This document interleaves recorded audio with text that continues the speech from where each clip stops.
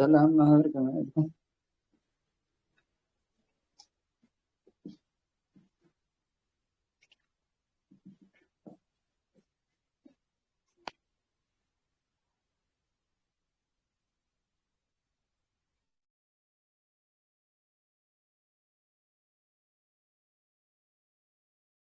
كما يوعدكم محبر عنده عليكم እግዚአብሔር ይመስገን እግዚአብሔር ይመስገን ጸሎት ተገርዲ አለ መስነን ገርና በልባሽ عنده عليكم እሺ እስማ በወርዳውን ተስቅዱስ ሰላምና ከአሜን ማርያም ለካራን ሰላም ሰላምና ዘርሃላሁ መስለ በሰዓት ባርከን ግባይና ነበት ነው ወደ ዘርሃን ግባይና ያርኸና ምርትና ገለጸልና አቡነ ዘበሰም እንደዚህ ተምሳሌ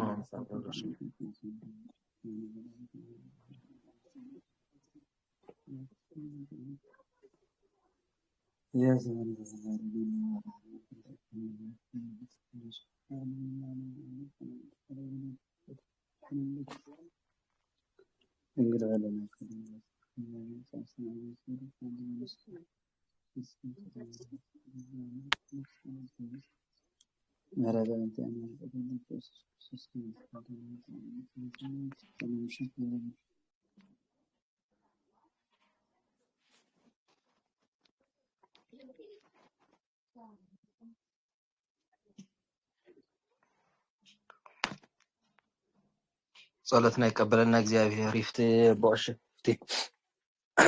በስመ አብ ወወልድ ወመንፈስ ቅዱስ አሐዱ አምላክ እሺ ጀምሩ በሉ አገባብ ይመስለን ነው ማንቴ ድምጽ ነበር አፍትስ ተበጻሕ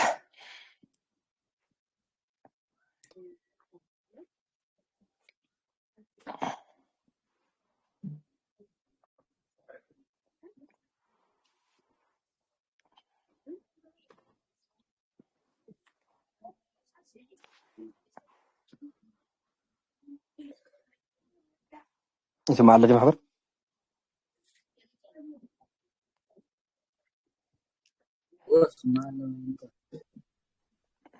قتل ولا يرخف من قربا زحسكم مصحف جمر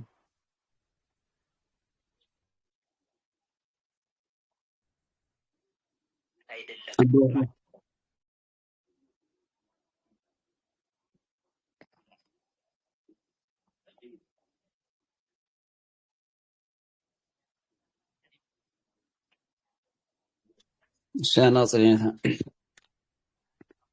በስመ አብ ወወልድ ወመንፈስ ቅዱስ አሐዱ አምላክ 3 ለ3 3 ምሻዘር ቀለማት አሉ።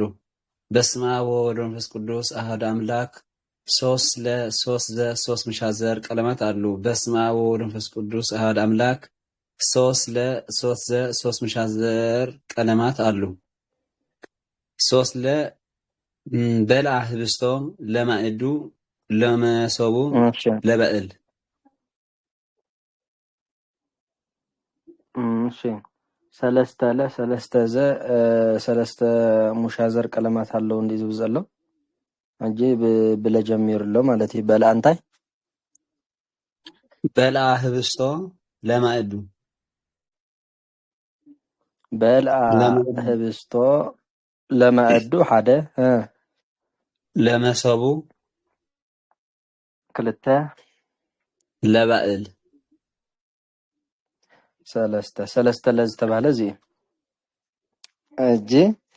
ከምዚሉ መጽኡ ዋና ነገሩ ኣብቲ ትርጉሙ ማለት ይበልዓ ህብስቶ ለማዕዱ ለመሶቡ ለበዓል እንዲ ሐቀ ሀብታም የሚበላበት መሶብ ከመሶብ የተገኘ ደግሞ ማዕድ በማዕድ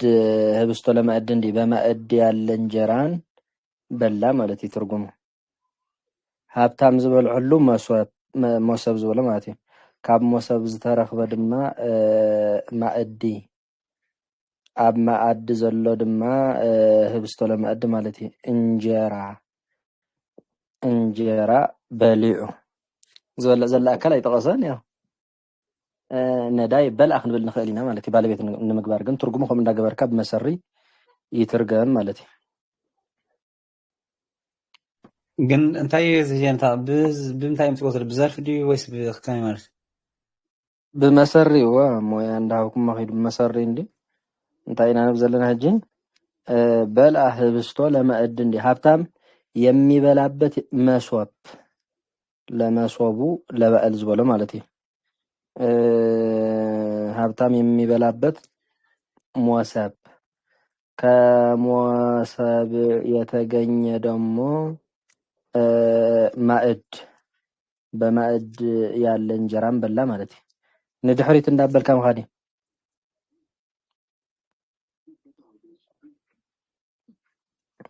ሞያ ደሓን ኣቦ ሞያ ምሳብካ ይኽርደቀ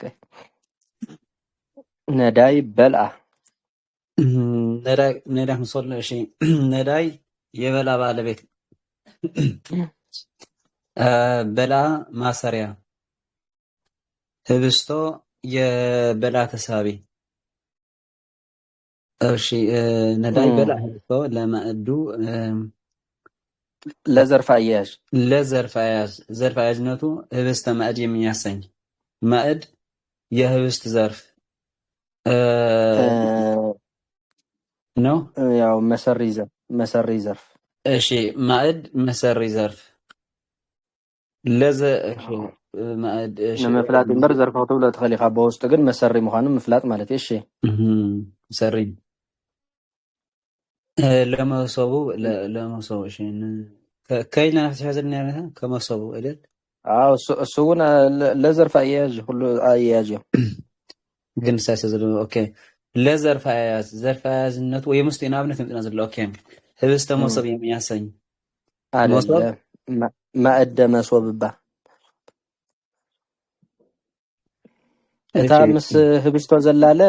ህብስቶ ለማዕድ ዝበለት ዘርፍ አያያዥ ኮይና ህብስተ ማዕድ ማለት እዩ እታ ምስ መሶብ ዘላ ለከዓ ማዕድ ህብስቲ ኢላካ ዘርፍ አያያዥ ትኸውን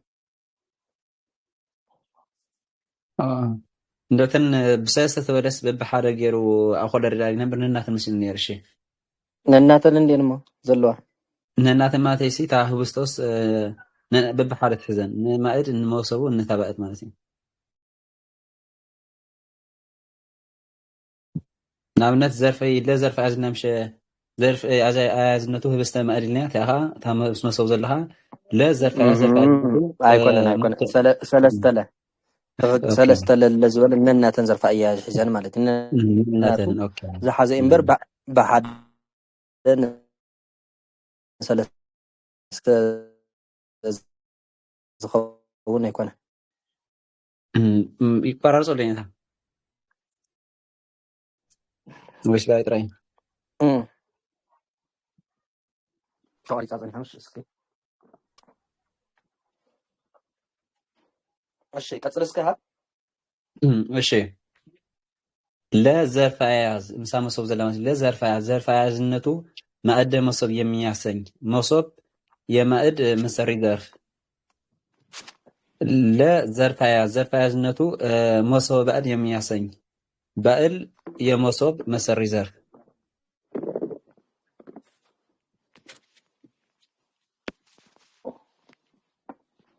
እሺ ተሰሚዕና ድገም ሓንሳብ ነዳይ የበልአ ባለቤት ኢልካ እስኪ ድገም እሺ ነዳይ በልአ ህብስቶ ለማዕዱ ለመሶቡ ለባዕል ነዳይ የበልአ ባለቤት በልአ ማሰሪያ ህብስቶ የበልአ ተሳቢ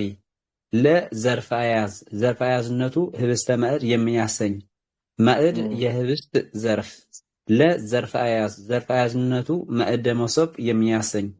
መሶብ የማዕድ ዘርፍ ለዘርፍ አያያዝ ዘርፍ አያያዝነቱ መሶብ ባዕል የሚያሰኝ ባዕል የመሶብ ዘርፍ ብጣዕሚ ጽቡቅ ሕጂ እዚኣ ዘይተረዳእትኩ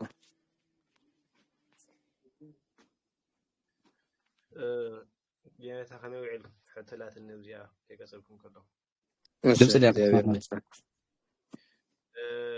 ከምዚ ኢሎም ሰለስተ ክመፁ ከለዉ ስራሕ ዘርፍ ኣያጅ ዝኾኑስ ወላ ካሊእ ይኾኑ ዋይ ዘርፍ ደፍ ዋላ ክኾኑ ክእሉ ብምዃንዳ ገጣም ሕጂ እዚ ብኣያያዥ መፂ እምበር ዘርፍ ደፍ እውን ክኾኑ ክእሉ እዩ صبو نو فلت يدي صبو يلا بوشي ሕጂ እዚኦም ሰለስተ ሓሳብ ነንበይኖም ኣብ ግዜኡ ኣብ በይንኩም መፅኡ ክእሉ እዮም ንምባል ድዩ ወይስ ብሓደ ሓሳባት እዮም መፅኦም ዘሎ ኩሎም ኩሎም ባያ እቲ ዋና ነገር እቲ ዝድለ ዘለ ምብላዕ እንዩ ንምብላዕ ንምጥቃስ ከዓ እንጀራ ምጥቃስ የድሊ ማእዲ ምጥቃስ የድሊ መሶብ ምጥቃስ የድሊ ኩሉ ካብ ምብላዕ ይወፀን ማለት እዩ ብሓደ ሓሳብ እዮም ሰለስቲኦም ብሓደ ሓሳብ እዮም ሰለስቲኦም መፅኦም ዘለዉ ማለት እዩ ስለዚህ ነንበይኖም እውን ይከኣል ኢና ኣብነት በልዓ ህብስቶ ለማእዲ ማለት እውን ይከኣል ግን ለስ ክሳብ ሰለስተ ክተሓሕዝ ይኽእል ኢና ሓደ ዓይነት ሓሳብ ማለት እዩ ምፅዎ ዘሎ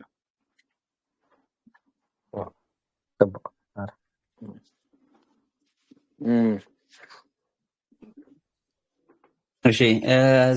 ሶስት ሲሆን ሶስት በልዓ ህብስተ ዘማእድ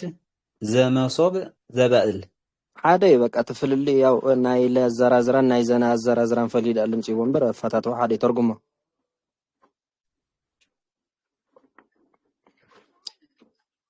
ተርጉሞ ሀብታም የሚበላበት ሀብታም የሚበላበት ማዕድ ሞሶብ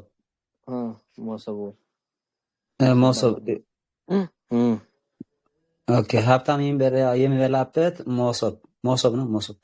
ሞሶብ በአማርኛ ሞሶብ በግዕዝ ያው በግዕዝ መሶብ በአማርኛ መሶብ ትግርኛ ከታይ ይባል መሶብ ነው መሶብ ይባል መሶብ ይመስል ተጋገስ መሶብ እሺ ያው በግዕዙ መሶብ ይዝብል እሺ መሶብ እሺ እጂ ማይክላ ለነው ሓራ ማለት እዩ ሀብታም የሚበላበት መሶብ አንቲ ውእቱ መሶበ ወርቅ እንዲና ንብል ሐቀ አንቲ ውእቱ መሶበ ወርቅ ንጹህ መሶበ በግዕዝ መሶብ በአማርኛ መሶብ ታሶስ ትኸውነላ ማለት በአማርኛ በትግርኛ አንተ ያህልካያ ሞሰብ ያው ተመሳሳይ ይሁን እሺ ሀብታም የሚበላበት መሶብ ከልካያ ደዛናይት ማለኸ መመነህ መልሰን ነበር ፍትናው ኢለ ማለት ክበላ በጎልጎታ ተቀጸል ጋር ያንያለሙ አይካል ከሆነጂ በላስ ናጻ ሆይንካ ማለት ናጻ እንዴት ሆነላ ግን ነሳይ ተመር ጎል ጎታ እንዲህ አይነት እስኪ ጎል ጎታ አይኮን እንዚ ኮና ናጻ መሆን አይኮን ናጻ መሆን ማለት እኮ በቃ ጠቅልለ ቢልካ ሐሳብ ማለት እዩ ምንን ከስ ተባልካው አፍጠቃላት ነስቴቫይስ ተቢላንስ ያ ታዲያ ታንተኸ ጎል ጎታ እኮ ተብላዘ ጎል ጎታ ደሆ ተሲላ ተደልጋ ሃያ صح ሃይደ ክራይን ነው ለጠለይ ፎቶ ሲላ ተደልጋ ያ አይዞ ጎል ጎታ እኮ ጎል ጎታ ገለት ብላለህ ጎል ጎታ ለዲ ወስኸላልኝ ወስኸመያ ለዲ ወስኸላልኝ ጎል ትብላለህ እስኪ በላ ሐሳብ ከሰማዕካ አነውን ትርደኒ የለ እሺ ጎል ጎታ او تفلالين اللي خنبر تبلا لك اخكو بحساب كلن غوغوتا እሺ ጎልጎታ አብልስ አዳኑ ህብላ ጎልጎታ በቃ ማለት እሺ ሀብታም የሚበላበት መሶብ የበዓል ነው ከዛ ሴታ ከመሶብ የተገኘ ማዕድ ከመሶብ የተገኘ ህብስ ነው ማዕድዳ ባካን ለፍተሽ ከመሶብ የተገኘ ማዕድ በማዕድ ያለ እንጀራ በማዕድ ያለ እንጀራን በላ ማለት ነው በማዕድ ያለ እንጀራን ኦኬ በላ ግን የታቲ ከገለ ዝብሲ ካበይ ዝመፀሎ መሰሪ ንሱኩና መሰሪ ንብለ ዘለና ወየት መሰሪው ዮ አኸለ መሰሪ በቃ በዓል እንዳምጻ ይፈትሕ ማለት ነው የትሱ መሰሪ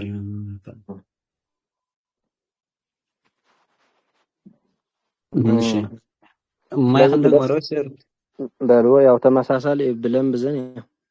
በልአ ነዳይ በልአ ከበላ ይሻባ ይሰርጽ እንዳለ ተኸበል እሺ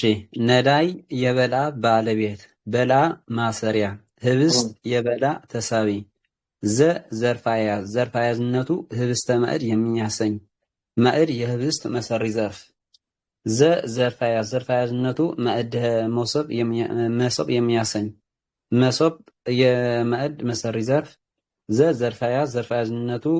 መሶብ በዓል የሚያሰኝ በዓል የመሶብ ዘርፍ መሰሪ ዘርፍ ሓደ ወት ዘጥራየ እንተምባ ግን የት አብሲ በላ ህብስተ ህጅስ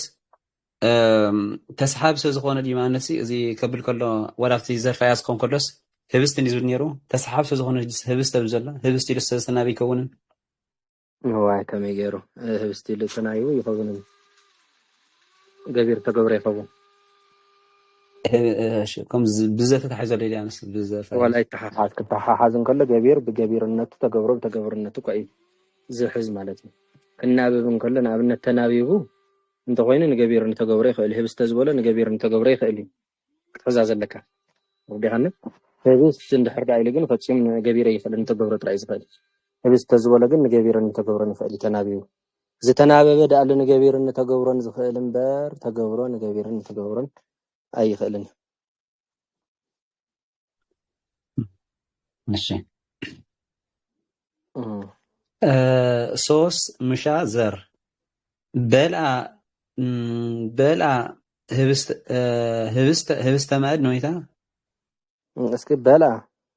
በልአ ህብስተ ማዕድ ነው ወይስ በልአ ህብስተ ማዕድ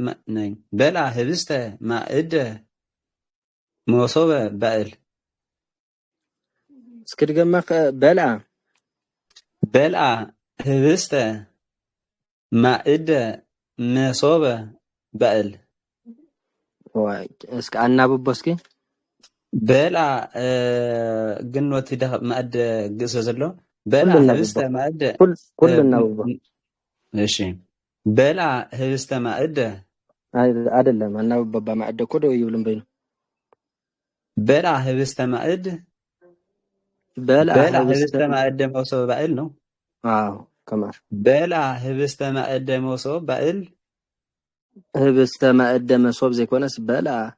ህብስተ ማዕድ መሶበ በዓል ኩለን ተናይበን ማለት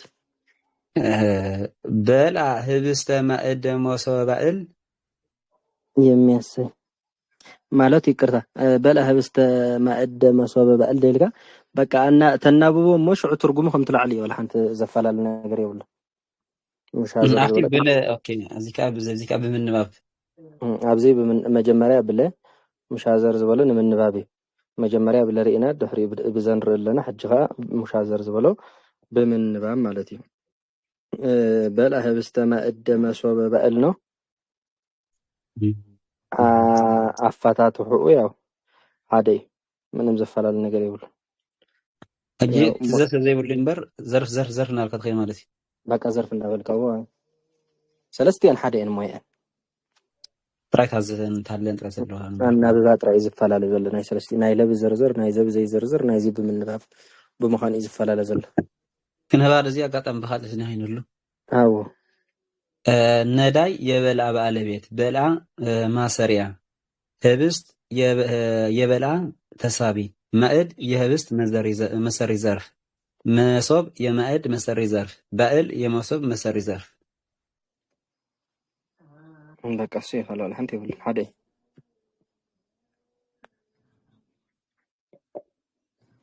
እሺ ይላል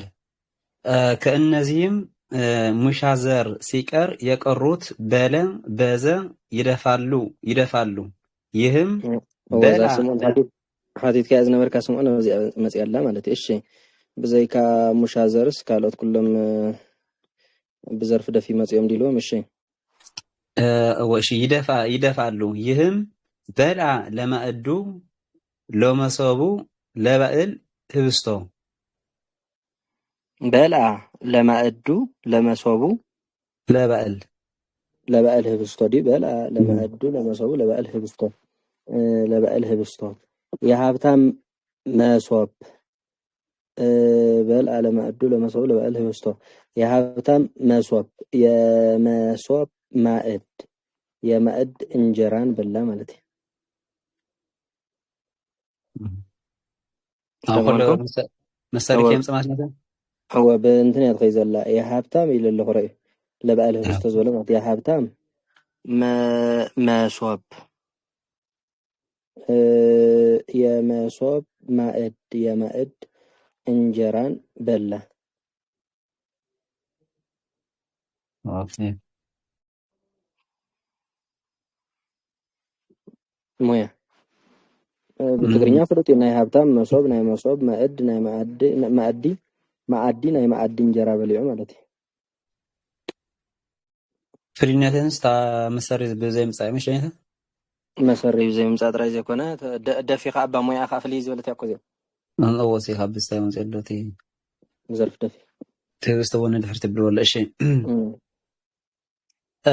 በላ ማሰሪያ ለዘርፍ ደፊነቱ መሶበ ማዕድ የሚያሰኝ ማዕድ የመሶብ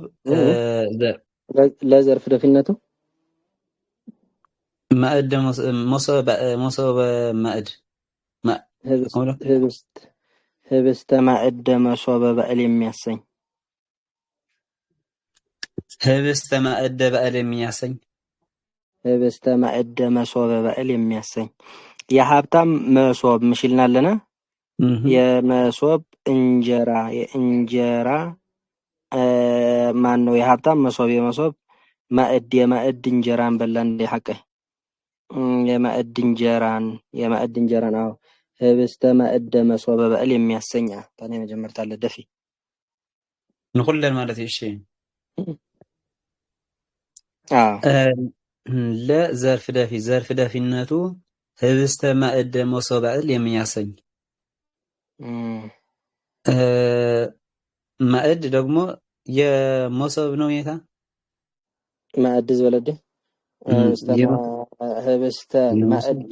ማዕድ አና የህብስት ዘርፍ ኩሉ ምክንያት ነው ቲና ሲዘም እሺ ማዕድ የህብስት ዘርፍ ያ ደግሞ ዘርፍ ደፊነቱ ህብስተ መሶበ በዓል ነው በቃ ዘርፍ ደፊነቱ ህብስተ ማዕድ መሶበ በዓል የሚያሰኝ ደልካ ለማዕዱ ለመሶቡ ዝበለደ እዋ ካላ ዘርፍ አያያዥ ዘቀዳሚ ጥሪያ ደፊ ለዘርፍ አያያዥነቱ ማዕድ መሶብ የሚያሰኝ ለመሶቡ ለበዓል እስኪ እሺ ለመሶቡ ለበዓል ህብስቶ እሺ እታለና የመጀመርታ ደፊገር ነው ያለን ሐቀ ወደ እንዳበልካ ግበረስክ እንደ አያያዥ እንዳገበርካየ እሺ ለዘርፍ አያያዝነቱ ማዕድ መሶብ የሚያሰኝ መሶብ የማዕድ ዘርፍ ለዘርፍ አያያዝነቱ መሶበ በዓል የሚያሰኝ በዓል የመሶብ ዘርፍ ህብስት የበልዓ ተሳቢ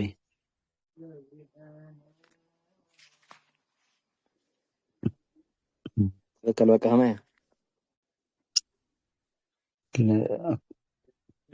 ግን የታዛ ለመሶብ ትልከላስ ለዘርፍ አያያዝናስ ማዕድ መሶብ የሚያሰኝናት ካለ ግን ታዘርፍ ለፊት ኮን ከላ ግን ህብስተ ማዕድ መሶበ በዓል የሚያሰኝ ፍላ ማለት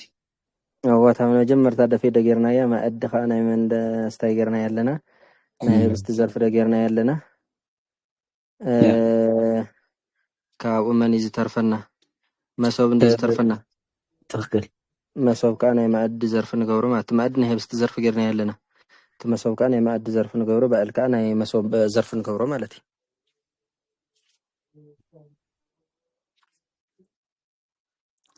በቃ ታና መጀመርታ ጥሪያ ተቀይር ዘላ ህብስተ ማዕድ መሶበ በዓል የሚያሰኝ ምሽልናለና ለዘርፍ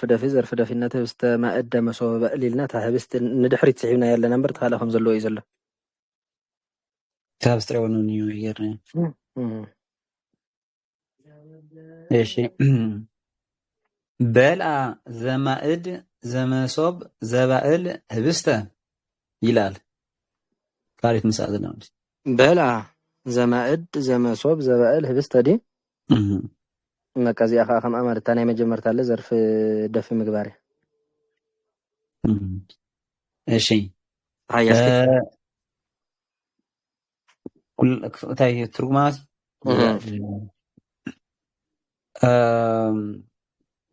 ግን ዚን ትርጉማት እንታይ ምስታ አንተ ዝበልና ሓደ ዲን ወይስ ሓደው መዛጅ ዝበልና እያ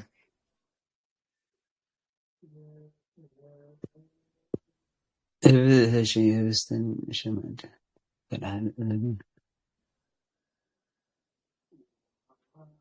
እጆ ይብለልካ ደሞ እሺ እዚኣ እንታይ መስለካ ረእያ ከምታ ናይቲ እያ ማለት እዩ የሀብታም ማን ነው የሀብታም መሶብ ኢልና ምሽር ኢና ነርና ብላዕሊ ሕጂ ግን በልአ እንታይ ነራ ልዕሊያ ዘላ በልአ ዘማእድ በልአ ዘማእድ ዘመሶብ ዘባእል ህብስተ እንታይ ልዕሊያ ዝነበረትከ እንታይ ልዕሊያ ዝነበረትከ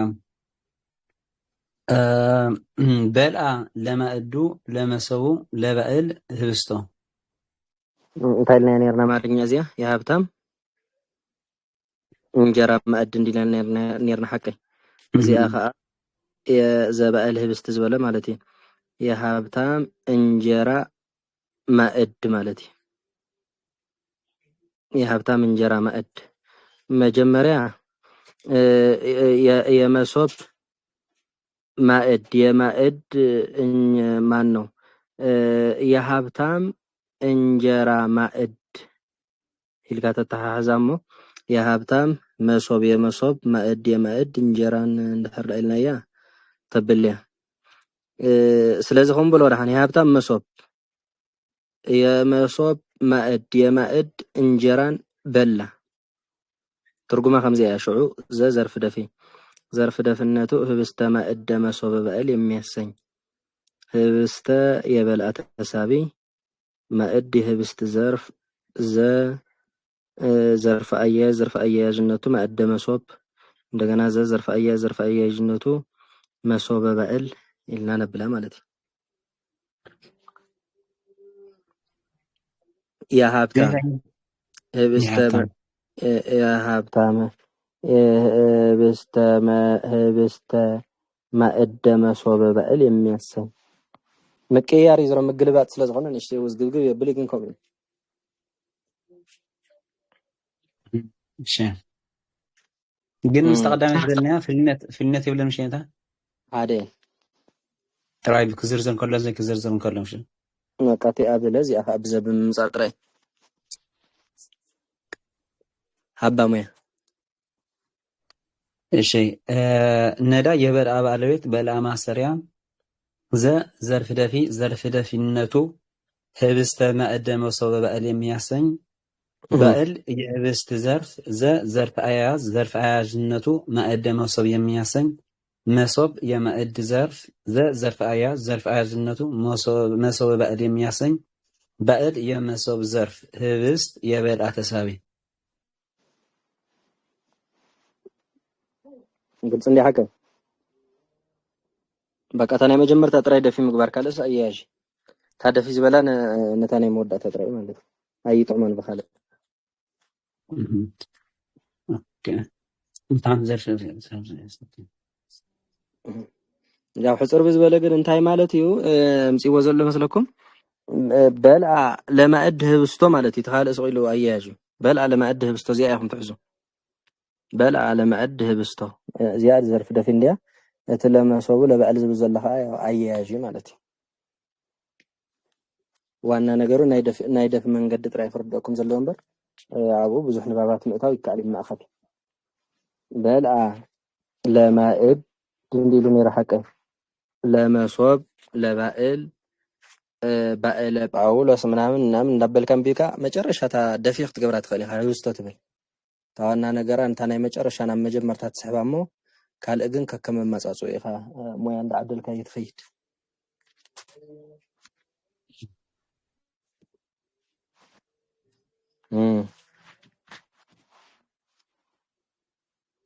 እሺ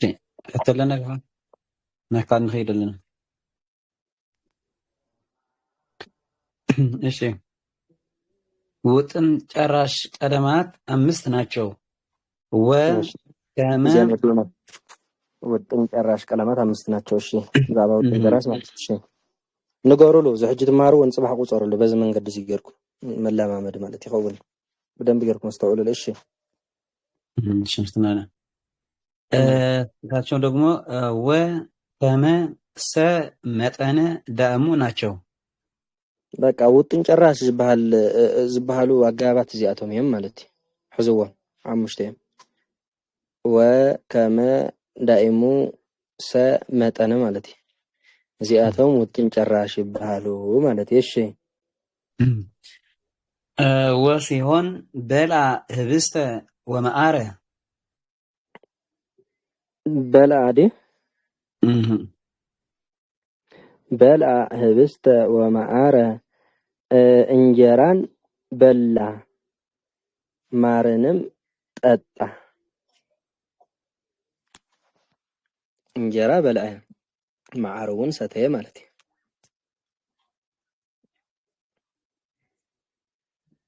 በልሞያ እንዳም ከፈት እሺ በላ ማሰሪያ ህብስተ ወመዓረ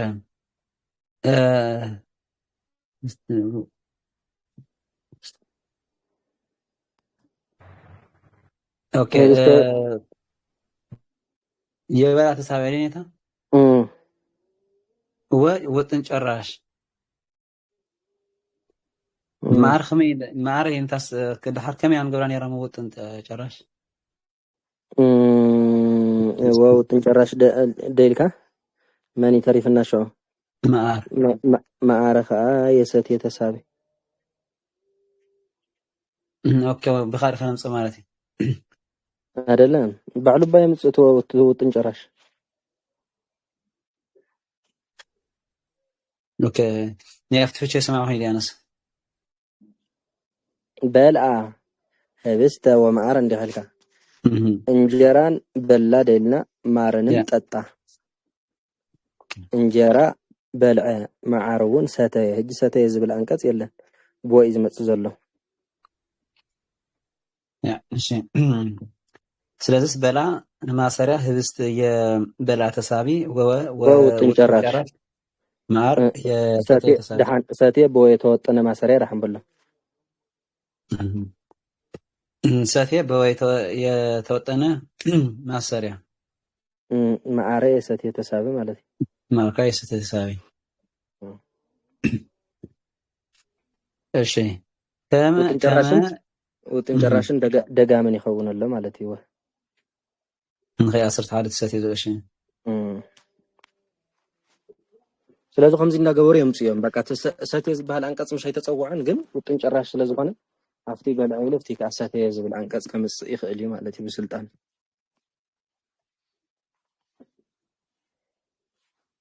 እሺ ከመስ ይገባም አገቱኒ ከመንህብ መዓረ ዳዊት አገቱኒ ከመንህብ መዓረ ዲ ከበቡኝ አገቱን ዝወለ ማለት ከበቡኝ ንብ ማረን እንዲከብ ማለት ከበቡኒ ንህብን መዓር ከም ዝኸብብ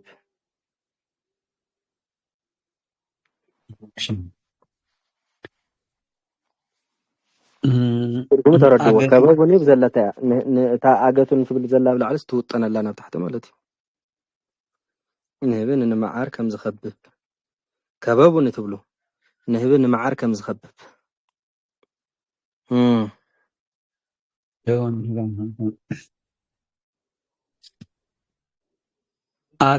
አጎቱኒ ማሰሪያ ከመ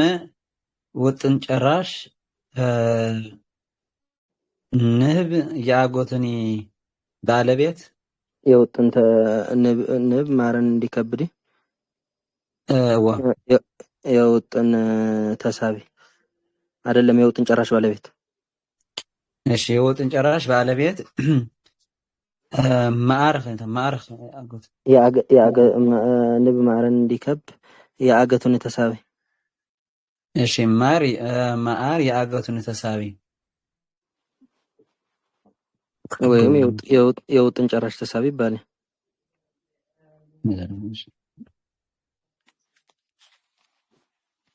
አጎቱን ይስቢ ማይታ ይሰል ሳብባ ታማህ ልጅ ስስና ኩት ከይት ከለማች ታማህ ልጅ ናብ አጎቱን ተሳቢ ገና ዘልና ወህጅ ተአገቱን እኮ በቀጣ ባኸለ እኮ ይኮነት መጽያ ዘላ ከመይ አግት ዝብል አንቀጽ እኮ ምጽይ ዘሎ አገተ ከበበ ከመይ ንኣብነት ንህብ ከመይ አግት መዓረ ከምባል ያመጽያ ዘላ አገተ ህዝብን አገቱ ህዝብን ከበቡ እጂ አገቱን ከመ ንህብ ምሽልሎ ንህብሲ መዓር ከም ዝከብብ ከቢቦም ነቶም ዝከቡ ዘሎ አካላት አይተጠቅሱን አለው ማለት እዩ። ስለዚህ ንህብ የውጥን ጨራሽ ባለቤት ደልኛ ሐቀ ማዕረኻ የአገቱን ተሳቢ ተአገቱን ህጅብ ትላል ዘላ አገቱን ዘይኮነ እንዲከብ ከመይ አግት ዝብለሉ አፍቲ ከመስ የአግት ዝብል ተወጢኑሎ ማለት ይኻል አንቀጽ እንዲከብ በኻላይ አንቀጽ አገቱን በቀዳማይ አንቀጽ ይመጽ ዘሎ አገቱን ከመይ አግት ንህብ ማዕረ ማለት እንደማለት ነው። በቃ እንደዛ እንደማለት ነው።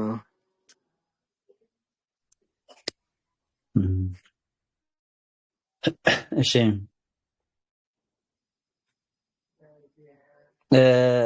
ሲገባም አፍቅሮ ለእግዚአብሔር አምላክከ ወፈድፋድሰ ለማርያም አፍቅሮ ለእግዚአብሔር አምላክከ ዲ አፍቅሮ ምናልባት ክብል ይፈወኑ ንግዲ ግን ደሓን አፍቅሮ ለእግዚአብሔር አምላክከ እግዚአብሔር አምላክህን ውደደው ከም ዘለዎ እዚ ወፈድፋደሰ ለማርያም ዲ እጅግም ማርያምን ውደዳት ማለት ነው። እጅግም ማርያምን ውደዳት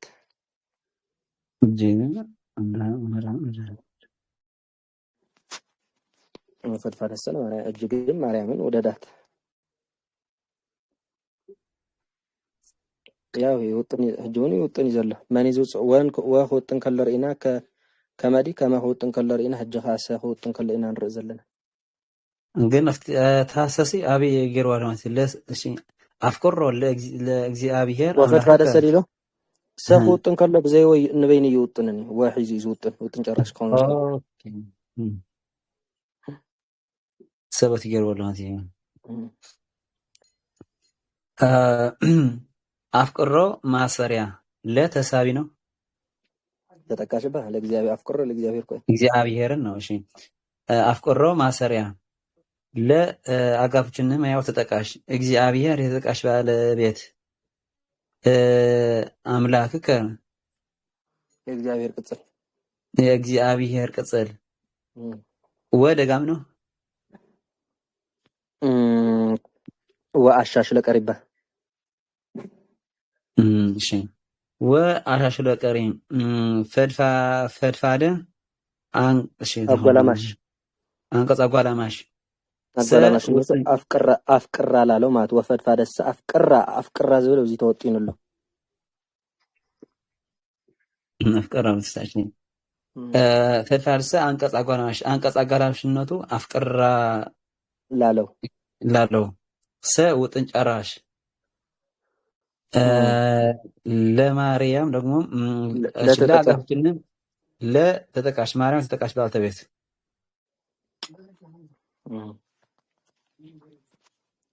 ግልጽ እንደሆነሽ ታወግንስ ከመይ ተታሰ ወሕዛ ኩሉ ጃት መጽላስ እንታይ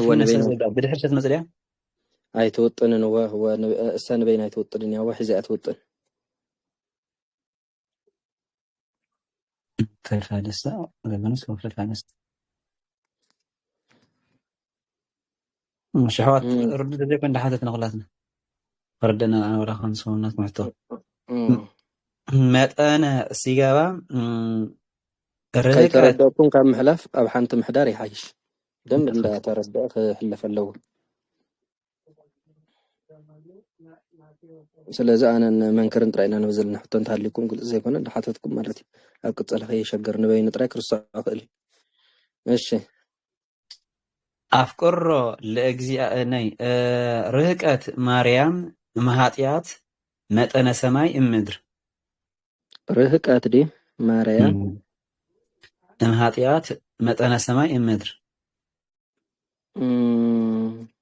ርህቀት ማርያም እሺ እምኃጢአት ርህቀት ማርያም እምኃጢአት ማርያም ከኃጢአት ራቀች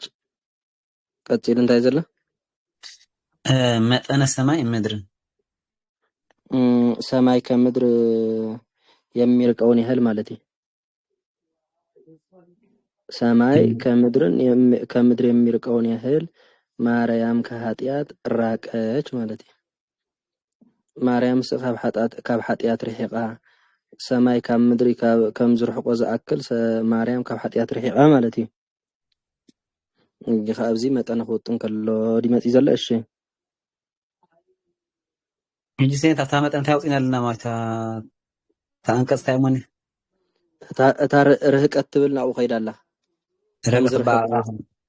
ከም ዝርሕቅ ዝብል ኣምፂ ኣላ ማርያም ከኃጢአት ራቀች ሰማይ ከምድር የሚርቀውን ያህል ካልኣይ ይርህቅ ናይ ርህቅ አንቀጽስ መጽኡ ኣለዎ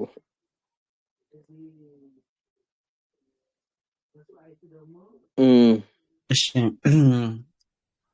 ርህቀት ማሰሪያ ማርያም የርህቀት ባልተቤት አጋባ ፍቹ ከመያው መነሻ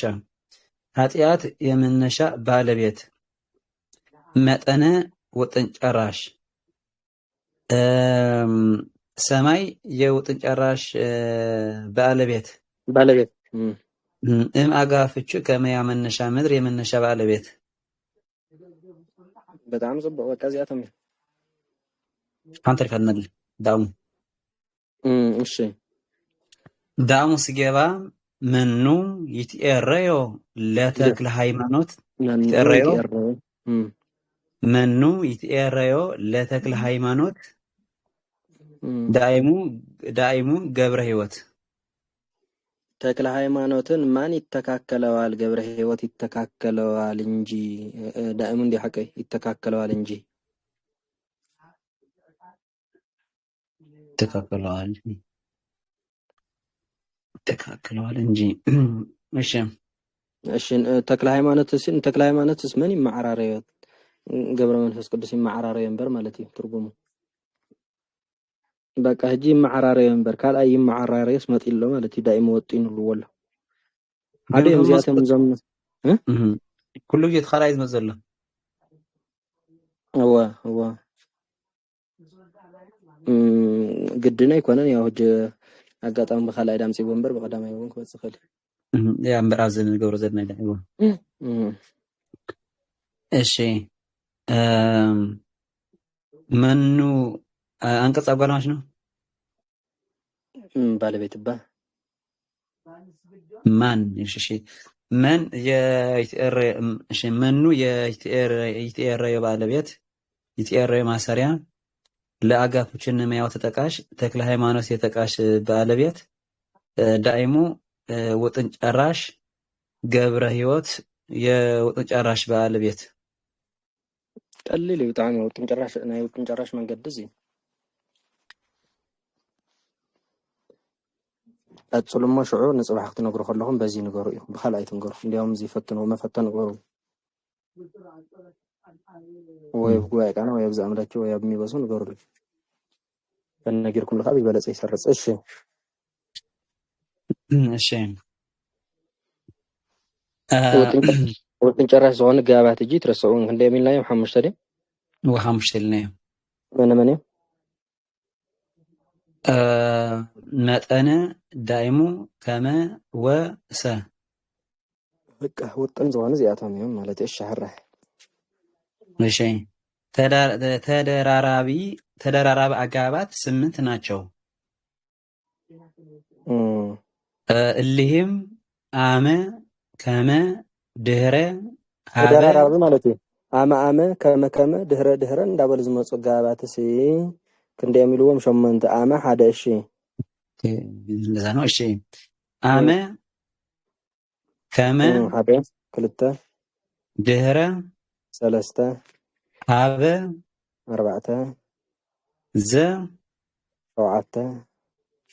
5 አጃዋቃት 3 እስከ እሺ 6 እንዘ 7 እመ 8 እዚኣቶም እዮም እዞም 8 አገባባት ተደራሪቦም ዝመፁ አመ ከመ ዘዘ እስከ እንዘ ሀበ ድህረ እንዳበሉ ተደራሪቦም ዝመፁ አገባባትስ እዚኣቶም እዮም ይብለና ኣሎ። መፅኸሎም መፃፅኦም ይነግረና እሺ ናቸው። ወቦ ካልእን ይሉን ካልኦት እውን ኣለዉ ይሉና ኣሎ። ንሪኦም ኢና እሺ እዞም ንግዚኦም ኣብ ናይ 8 ኣዋጅ እዚኦም ንሓስ እሺ እሺ ከመ ሲገባ ከመ ሙሴ ከፈለ ባህረ ኤርትራ አመ ያዘላ ያቋል እሺ ሸረታ ደባ እሺ ተከታተል አመ ሲገባ አመ ሙሴ ተከፍለ ባህር እደው እስራኤል አደው እስራኤል አደው እስራኤል እሺ አመ ሙሴ ከፈለ ባህረ አደው እስራኤል ያ አመ ሙሴ ከፈለ ባህረ አደው እስራኤል ተከፍለ ጽቡቅ ጌርካም በመንክር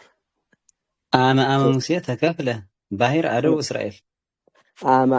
ሙሴ እሺ አመ ሙሴ ተከፍለ ባህር አደው እስራኤል ነው። እሺ ጽቡቅ በሙሴ ጊዜ አመ ሙሴ በሙሴ ጊዜ ባህር በተከፈለ ጊዜ ማለት ነው። በሙሴ ጊዜ ባህር በተከፈለ ጊዜ እስራኤል ተሻገሩ። አመ ሙሴ ተከፍለ ባህር አደው እስራኤል ነው ሐቀ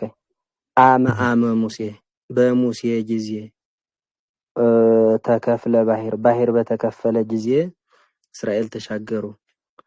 ኣብ ጊዜ ሙሴ ባህር ዝተከፍለ ጊዜ እስራኤል ሰገሩ ማለት እዩ።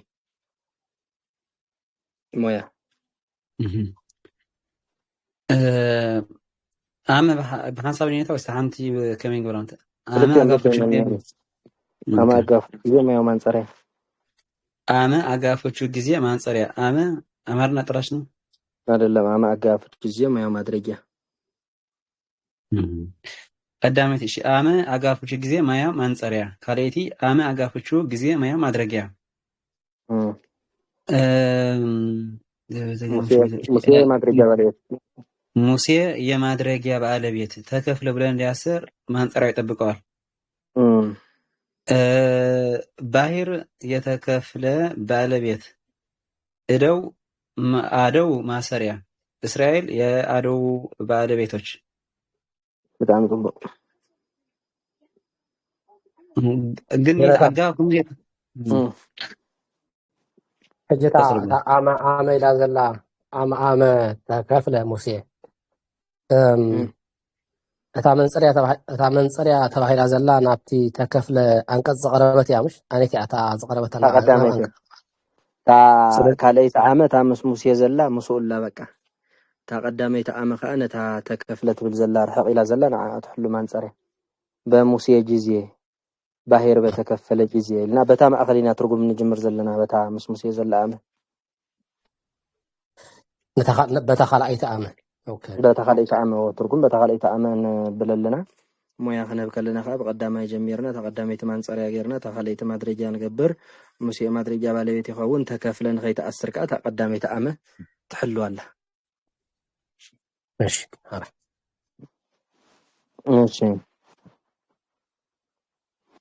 እሺ ከመ ሲገባ ከመ ሙሴ ከፈለ ባህር ኤርትራ ኤዎስጣቴዎስ ከፈለ ባህረ ኢያሪኮ ነአምን። እስኪ ከመ ሙሴ ከፈለ ባሕረ ኤርትራ ነው። ሙሴ ባሕረ ኤርትራ የኤርትራ ባሕርን እንደከፈለ እሺ ኤዎስጣቴዎስ ከፈለ ባህረ ኢያሪኮ ነአምን። ኤዎስጣቴዎስ የኢያሪኮን ባሕር እንደከፈለ እናምናለን። ከመ ሙሴ ከፈለ ባሕረ ኤርትራ ሙሴ ናይ ኤርትራ ባሕሪ ከም ዝኸፈለ ኤዎስጣቴዎስ ናይ ኢያሪኮ ባሕሪ ከም ዝኸፈለ ንኣምን። እሺ ከመ አገባብ ፍቹ እንደ ማያው መንጸሪያ ከመ አገባብ ፍቹ እንደ ማያው አስፈጅ መንጸሪያ ክልቴን እሺ ከመ አገባብ ፍቹ እንደ ማያው ማንጸሪያ ሙሴ የማንጸሪያ ባለቤት የከፈለ እሺ የከፈለ ነው። እሺ ሙሴ የከፈለ ባለቤት የማንጸሪያ ባለቤትም ይባላል። ያው በስተለምዶ ነበር። እሺ እንተቀንዲ አግና ግኒት ጽቦ ቀንድ ተአንቀጽ ይቀንዲ ናትቀነው ሁሉማት። እሺ ሙሴ የከፈለ ባለቤት ከፈለ ብሎ እንዲያስር ማንጸሪያ ይጠብቀዋል። ተቀዳሚት ራይታ አይደለም ተኻልእቲ ተምስኡ ዘለያ። እሺ ባህር የከፈለ ተሳቢ ኤርትራ የባህር ዘርፍ ኤዎስጣቴዎስ የከፈለ ባለቤት ከፈለ ብሎ እንዲያስር ማንጸሪያ ይጠብቀዋል። አየንት ማንጸሪያ ተቀዳሚት ማለት ጽቡቅ ባህር የከፈለ ተሳቢ ኢያሪኮ እሺ ከፈለ ባህር ኢያሪኮ የባህር ዘርፍ ነአምን ማሰሪያ በጣም ጽቡቅ ግን ማንጸሪያ ክልቲኦም ኮይን ካብቲ ሓንቲ ሳይ ዝፍለ ኣሎ ሓንቲ ማንጸሪያ ገርና ኣብያ ክልቲኦም ማንጸሪያ ገርና ምክንያቱ ክልተ ማንጸሪያ ዝኾነ ትላዕሊ በሙሴ ጊዜ ዲናና ነርና ኣብ ትላዕሊ ሓንቲ አንቀጽ ያ ነራ። ኣብዚ ግን ክልተ አንቀጽ ስለ ዝኾነ ክልተ ፖሊስ የድልየና ይግድም ክንሕዘን። እሺ ዝኣስረልና ማለት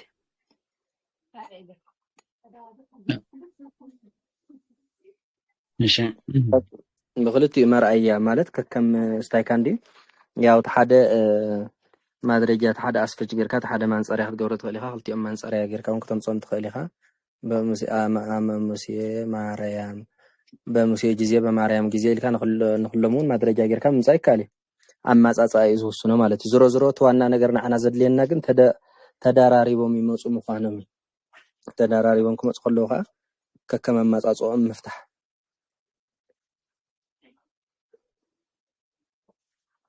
ካልኦት ኣይደራረቡን። ካልኦት ኣገባብ ኣምጣነ ህየንተ እንዳበልካ ይመጽእን እዩ። በዋናነት ቶም ተዳራሪቦም ዝመፁ እዚኣቶም እሺ ሀበ ሲገባ ሀበ ማርያም ተፈነወ ገብርኤል ተወልደ አምላክ። ሀበ ማርያም ተፈነወ ገብርኤል ተወልደ አምላክ ነው። ሀበ ማርያም ተፈነወ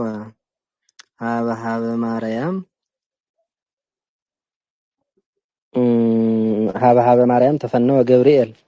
ተወልደ አምላክ እንዲሐከም ወደ ማርያም ትብሉ ሀበ ማርያም ወደ ማርያም ገብርኤል ከተላከ ዘንድ አምላክ ተወለደ።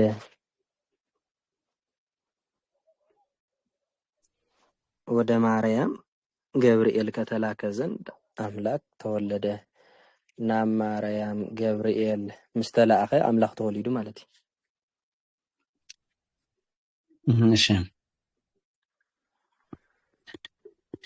እሺ ሀበ አጋፍቹ ወደ ማያ ማንጸሪያ አይደለ ሀበ ዘንድ ኩነልና ተኻሪቶ ግን እሺ ሀበ አጋፍቹ ዘንድ ማያ ከምዚ ዓይነት ማለት እዩ።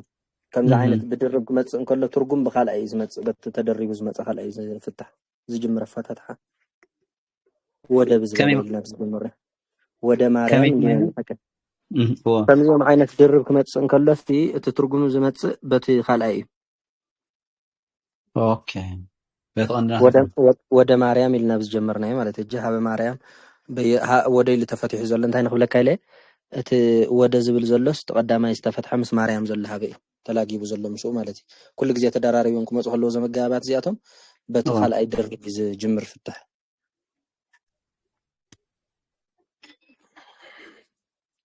እንዲያውም ይትረፍ ደዝስ ይትረፍ እዚ ብከምኡ ፍትሕ ዝጅምርስ ሓዳር ኣብ መፍታሕ ዝበፅሕ ሰበይቲ ሰብኣይ ኣስፈትሓ እንታይ እንተገይራ ድያ ኣብ ልዕሊኡ ካልእ ሰብኣይ እንታይ እንተገይራ እንዴት ያ ወይ ዘምያ እንተ ደሪባ ፍትሕ ይመጽእ ማለት እዩ ስለዚ ዘመጋባፍ እዚኦም ክመጽእ ከለዉ ከዓ ፍትሕ በቲ ካልኣይ ዝመጽእ ማለት እዩ ካልኣይ ብምድራባ ለወሬው ነው እሺ نمرحاز يصبر النار ماشي هذا أقافتشو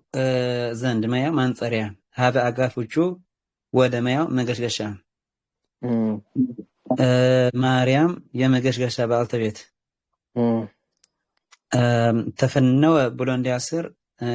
منصريا يطبقوال جبريل يتفنوا بالبيت ተወልደ ማሰሪያ አምላክ የተወልደ ባለቤት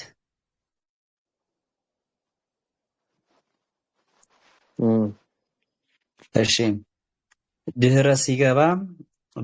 ድህረ ሳኦል ነግሰ ዳዊት ተመይጠት ጽዮን ወተንታልኩም ሕቶቱ ብዝለዓለ ዘሎ ንወስድስ ለሙሉ እሺ ድህረ እንታይ ድህረ ሳኦል ነግሰ ዳዊት ተመይጠት ጽዮን ድህረ ሳኦል ነግሰ ዳዊት ተመይጠት ጽዮን ዲ ድህረ በታደረብ ፍትሕ በታደረብ ኢና እንጀምር ዘለና ከሳኦል በኋላ ዳዊት ከነገሰ በኋላ ተመይጠት ጽዮን ተመለሰች ቀሊል ይጣዕሚ ምስተውዓል ጥራይ ዘድልይ እምበር በጣም ቀሊል ድሕሪ ሳኦል ዳዊት ድሕሪ መንጋሱ ጽዮን ተመሊሳ ማለት እዩ ታወተ ጽዮን እሺ ድህረ አገባ ፍቹ ኋላ ማያው መንጠሪያ ድህረ አገባ ፍቹ ኋላ ማያው ማድረጊያ ነው ሁኔታ ወይስ ምንሽ አየንተ ተካደት ድህረ ሳኦል መገስከሻ ማን ነው ድህረ ከዳዊት አስፈች ፍቹ ታላኒራ ተካደታ ከሳኦል በኋላ ከይል እንድሕራ ተባይል ተፈትሑ መነሻ እሺ ስለዚህ ተቀዳሚቲ ድህረ አጋፍቹ ኋላ ማያ መንጸሪያ ካሪትካ ድህረ አጋፍቹ ኋላ ማያው መነሻ ኦኬ ሳኦል የመነሻ ባለቤት ነግሰ ብሎ እንዲያስር መንጸሪያ ይጠብቀዋል ዳዊት የነግሰ ባለቤት ተመይጠት ማሰሪያ ጽዮን የተመይጠት ባልተቤት እንደዛ ነው ግን አብዛ ድህረሲ አፍቲ ከአፍቱጭስ ንብላለና ሞት ድህረ አጋፍቹ ከሰም ታይዘን ይብላ ኋላ ንብላለና ኋላ እንዴት ትርጉም እኮ ኋላ እት ንሞያ ንኽጥዕም ኢሉ ትከዝብል እኮ ትርፊ እዩ እምበር ብዋን እኮ ኋላ ዝብል ትርጉም ከምዚኦም ዝኣመሰሉ ኣገባባት ትርፊ እንዳምፅኦም ዝኸዱ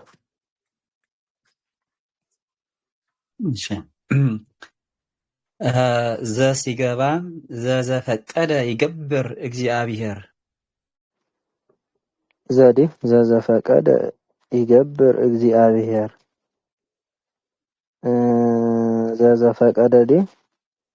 ዘዘፈቀደ ይገብር እግዚአብሔር የወደደውን የሚያደርግ እግዚአብሔር ማለት ነው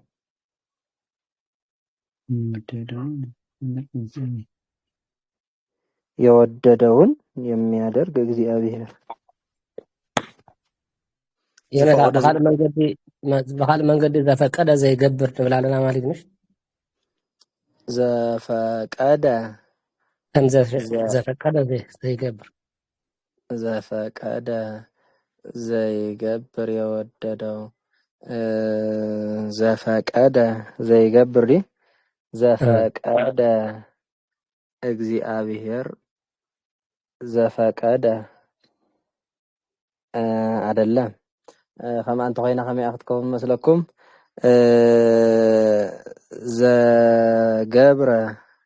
ዘፈቀደ ዘፈቀደ አይ ዘፈቀደ ዘይገብር ተላኳ ትባላሽ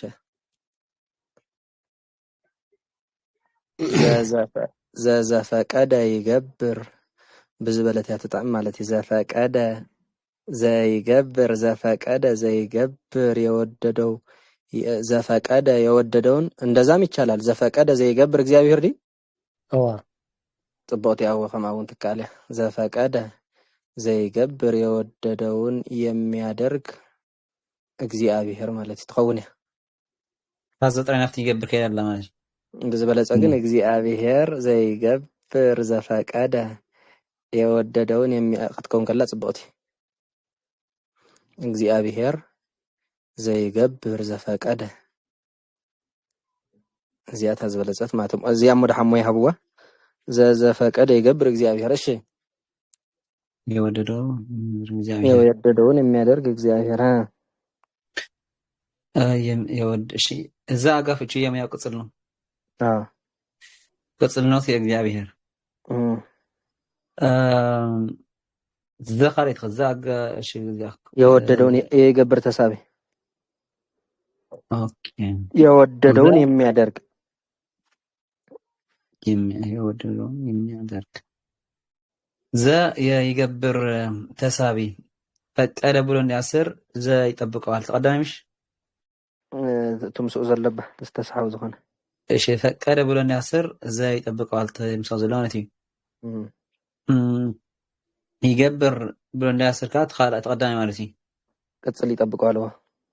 እግዚአብሔር የይገብር ባለቤት አብዚያ ሲንታ ታዘ ከመይላ ከማለት ተስሒባ ዘለና ፍታህ ተጋሊቲ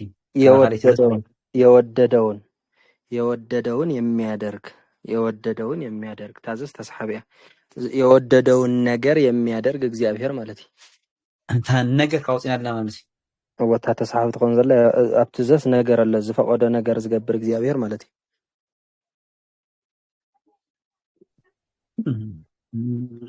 እሺ تا يقبر ማሰሪያ ትኮነላ ይትኾኒ አይነት መሰረት ገብራን ሁሉ ትሕሉ አንድ ያዘላ ታዘ ተቀዳሚት ስለ ዘላ ዘፈቀደ ይገብር እግዚአብሔር ከብረ እንተልና መሰሪያ በዚህ ብላ ያመጽያ ዘላ مش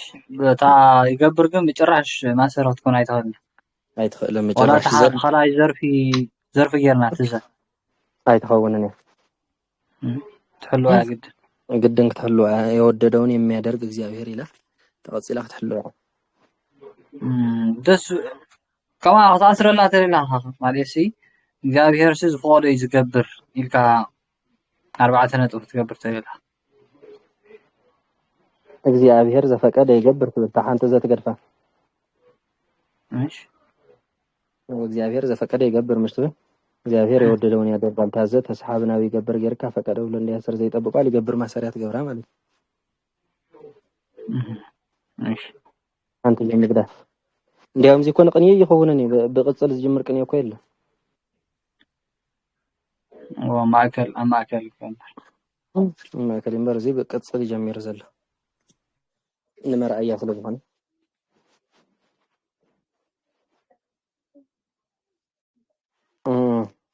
እሺ ገብር እግዚአብሔር እሺ እንዘ ሲገባ እንዘ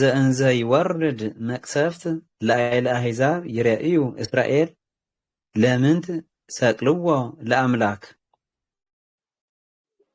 ሰቅልዎ ዲ ሰቅልዎ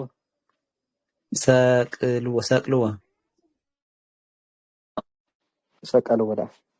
እሺ እስክመልስ እግዚአብሔር እሺ እንዘ ይወርድ መቅሰፍት ለአይለ አሕዛብ እንዘ ይወርድ መቅሰፍት ለአይለ አሕዛብ እንዘ የወርድ መቅሰፍት ላኢለ አሕዛብ እሺ ይርአዩ እስራኤል ለምንት ስኽም ላይነታ ዝሰይልዋለ ወሰያ የርየዩ እስራኤል ለምን ተሰቀልዎ ሰቅለ ዝብል ግስ የለን እኮ ሰቀለ እንዘ የወርድ ሰቀ እንዘ የወርድ መቅሰፍት ላኢለ ማን ነው? እንዘ የወርድ መቅሰፍት ላኢለ አሕዛብ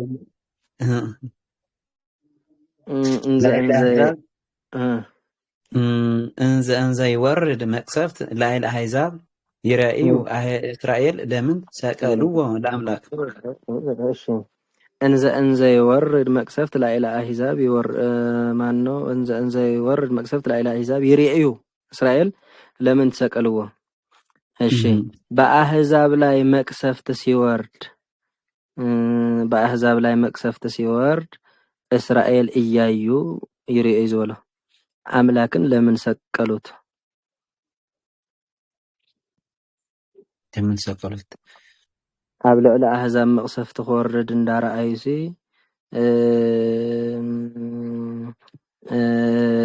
እቶም እስራኤላውያንስ ንኣምላኽ ንምንታይ ሰቂሎሞ ማለት እዩ?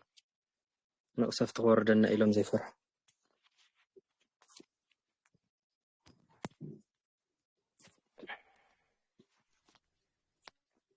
እሺ እንዘ ይወርድ እንዘ አጋፍቹ ሲ ማያው መንጸርያ እንዘ አጋፍቹ ሲማያ መንጸርያ ክልቲኡ ትኽክልዎ እሺ ይወርድ ብሎ እንዲያስር ታምሳ ዘላዘ እንዘ ይጠብቀዋል መንጸርያ ይጠብቀዋል መቅሰፍት የይወርድ ባለቤት ላይለ አጋፍቹ በመያው ማድረጊያ አሕዛብ የማድረጊያ ባለቤቶች ይርአዩ ብሎ እንዲያስር ተቀዳሚ ዘላ እንዘ ማንጠራ ይጠብቀዋል እስራኤል የይርአዩ ባለቤቶች ለምንት እሺ የሰቀልዎ ባለቤት ለአጋፍቹ እንገር ማለት አቀባይ ማለት እዩ ለአጋፍቹ በቁንቀር ማየው አቀባይ ምንቲ አቀባይ ባለቤት ሰቀሉ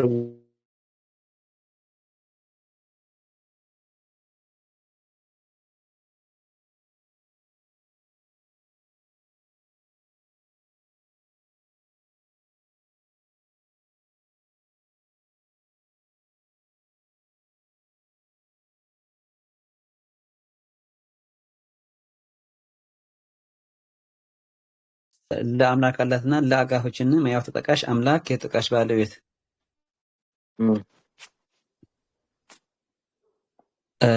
እስከ ሲገባ እስከ እግሩ ይውህዝ ተቀብአ ወሬዛ አረፍተ እፍረተ እስከ እግሩ ይውህዝ ተቀብአ ወሬዛ እፍረተ እስከ እግሩ ይውህዝ ተቀብአ ወሬዛ እፍረተ ዲ እስከ እግሩ ትበለዛ እስከ እግሩ በተመጨረሻ እና እንጀምር ዘለና እስከ እግሩ እስኪፈስ ጎልማሳ ሽቱን ተቀባ ማለት ነው እስከ እግሩ ይውህዝ ተቀብአ ወሬዛ እፍረተ እንዲ እስከ እግሩ እስኪፈስ ጎልማሳ ሽቱን ተቀባ ክሳብ እግሩ ክሳብ ዝውሕዝሲ መንእሰይ ሽቶ ጨና ተቀብዩ ማለት እዩ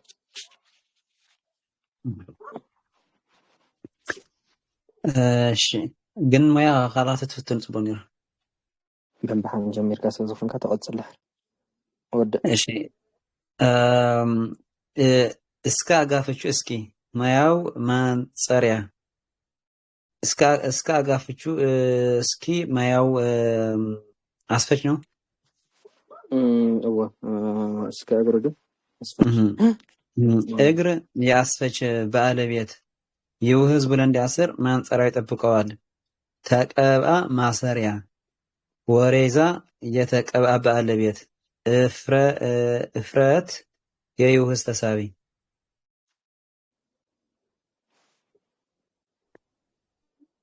እሺ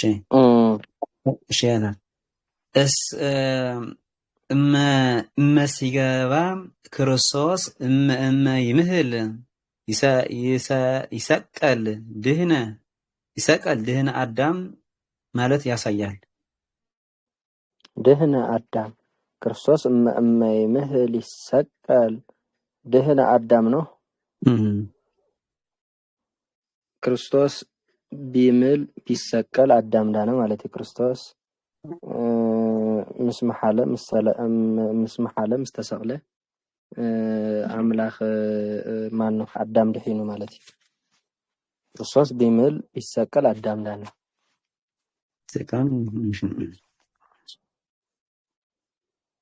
ክልቲኡ እመ ማንጸርያ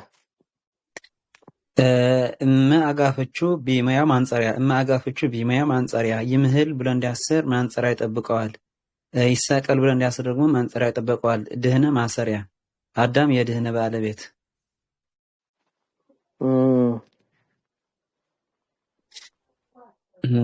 ካለ ርስት እንኸልና